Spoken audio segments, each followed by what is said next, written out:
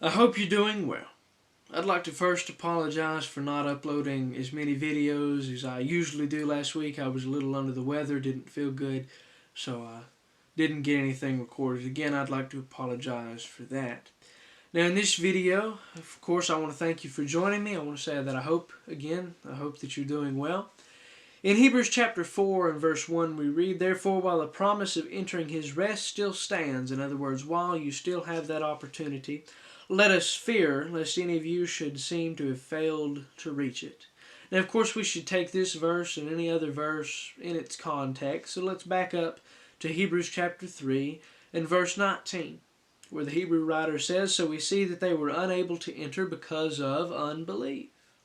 He says, those who have come before you, and those that in some cases you know right now, your friends and maybe even your family, they were unable to enter because of their unbelief. He says, therefore, so in other words, with that in mind, while the promise of entering his rest still stands, let us fear lest any of you should have failed to reach it, or should have seemed to fail to reach it. Now, this verse, it's saying, be afraid.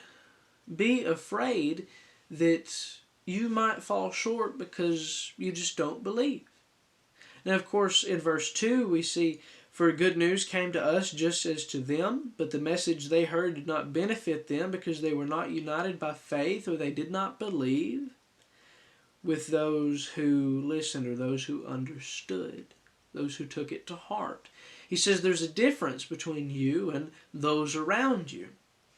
He says, you're taking advantage of this promise of rest. You're entering into this promise of rest, he says later in the chapter, because the fact that you believed. And these people around you, again, your forefathers, your ancestors, again, in some cases your friends, keep in mind, he's writing to the Hebrews here. He says they're not getting that rest because they failed to believe. So he says, let's fear. Let's fear that we'll make that same mistake. He says, let's be sure that we believe what God has said. Let us be sure that we follow what God has said and believe that Jesus Christ is indeed the Son of God. So before we go any further, we know that there's two types of fear. There's fear that immobilizes you, a fear that seizes you up, makes sure that you don't go anywhere. And there's also fear that motivates you to some action. And here we see a motivating fear. He says fear to make sure that you avoid something, that you do something in its stead.